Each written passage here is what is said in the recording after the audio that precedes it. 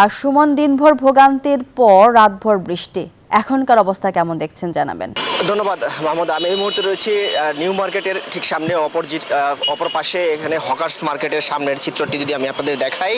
আপনারা জানেন যে গত বৃহস্পতিবার রাত থেকে ভোর থেকে যে মুষলধারে বৃষ্টি হয়েছে, সেই বৃষ্টিটি কিন্তু সারা দিনই চলে এবং রাতে সন্ধ্যার পর থেকে সেই বৃষ্টি কিন্তু আরও বেশি বৃদ্ধি পায়। ফলে তারপরে রাতে কিছুটা কমলেও এখন পর্যন্ত রাজধানীর বেশিরভাগ এলাকায় কিন্তু জলাবদ্ধতা রয়েছে। আপনারা যেমনটি দেখছেন এখন এই রাস্তাটি, হকার্স মার্কেটের সামনের রাস্তাটির চিত্রটা যদি বলি, সকাল থেকেই যেই পরিমাণ পানি ছিল এখনও ঠিক তেমনই রয়েছে।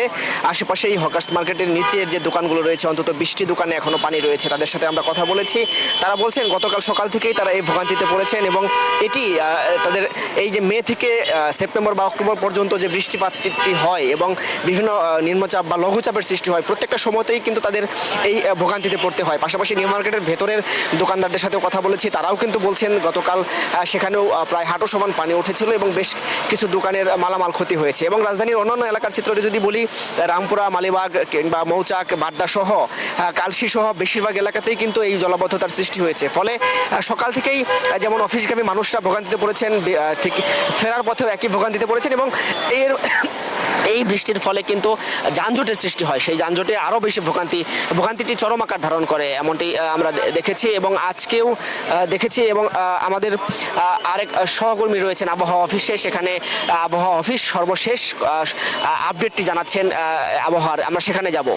একটা বন্যার পূর্বাভাসটা আমি যতটুকু জানি 6টা জেলা বা তার কটা জেলা হয়তো বন্যা পূর্বাভাস দেওয়া ছিল। সেটা তো বন্যা পূর্বাভাসটা আমরা করি না, আমরা শুধু বৃষ্টিপাতের পরিমাণটা বলে দিই যে কেমন বৃষ্টিপাত হতে পারে।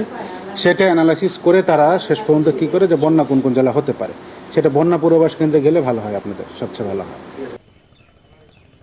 ধন্যবাদ আপনাকে। পটুয়াখালীতে বৈরী আবহাওয়া বিরাজ করছে। রাত থেকে থেমে থেমে ভারী ও মাঝারি ধরনের বৃষ্টি হয়েছিল। এখান থেকে ঢাকার সব ধরনের লঞ্চ চলাচল বন্ধ রয়েছে। পটুয়াখালীর যে উপকূলীয় এলাকা, বিশেষ করে রাঙ্গামালী উপজেলার চরমন্তাজ ও চালিতবুনিয়া ইউনিয়ন, এই ইউনিয়ন গতকাল বেড়িবাঁধ বিধ্বস্ত হয়ে সেখানে পানি ঢুকে এলাকা প্লাবিত হয়েছিল। হাজার হাজার মানুষ পানিবন্দী জীবনযাপন করছে। রাতের জোয়ারে সেখানে অনেক মানুষ ভাসছিল।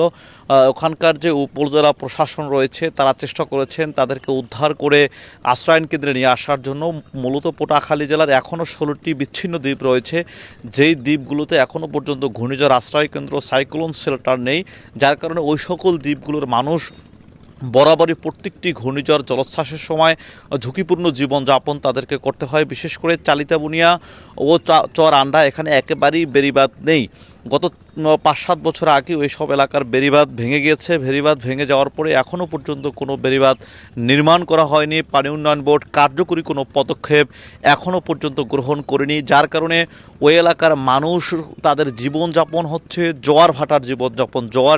জ্বর আসলে তাদেরকে ভাসতে হয়, ভাটায় আসলে তাদের আবার সংসার গুছিয়ে নিতে হয়। এভাবে করে দুর্বিষহ জীবন যাপন করছেন এখানকার মানুষ। বিশেষ করে 2007 সালের যে সিডর হয়েছিল, সেই সিডরের তাণ্ডবে লণ্ডভণ্ড হয়ে যায় এই পটুয়াখালীর উপকূল। হাজার হাজার মানুষ জীবন হারায় এবং ঘর বাড়ি হারায়। সেই সকল এলাকা, অর্থাৎ এই সিডরের তাণ্ডবে যে বেড়িবাঁধ বিধ্বস্ত হয়েছিল, রাস্তাঘাট বিধ্বস্ত হয়েছিল, সেই সকল বেড়িবাঁধ এখনও পর্যন্ত নির্মাণ বা সংস্কার করা হয়নি, যার কারণে এখনও কোনো ঘূর্ণিঝড় হলে সে সকল বেড়িবাঁধ দিয়ে লোকালয়ে পানি প্রবেশ করে মানুষ ঝুঁকিপূর্ণ জীবনযাপন করেন। এবং গতকাল যে পানির তীব্র স্রোত ছিল, সেই স্রোতে কুয়াকাটা সমুদ্র সৈকতের তীব্র ঢেউয়ে মেরিন ড্রাইভের একটি নির্মাণাধীন সড়ক, অর্থাৎ কিছুদিন পূর্বে যে সড়কটি নির্মাণ করা হয়েছিল, সেই সড়কটি কিন্তু একেবারেই বিলীন হয়ে যায়। সব কিছু মিলিয়ে পটুয়াখালী জেলার বিচ্ছিন্ন 16টি দ্বীপের মানুষ রয়েছে ঘূর্ণিঝড় আতঙ্কে। যে কোনো সময় ঝড় জলোচ্ছ্বাসের চরম ধরনের ক্ষতি হতে পারে বলে মনে করছেন এসব এলাকার মানুষ। সরকারের কাছে দ্রুত সময়ের মধ্যে কার্যকরী ব্যবস্থা নেওয়ার দাবি জানিয়েছেন উপকূলবাসী। এতটুকু ছিল পটুয়াখালী থেকে আমার কাছে এই মুহূর্তের সবশেষ।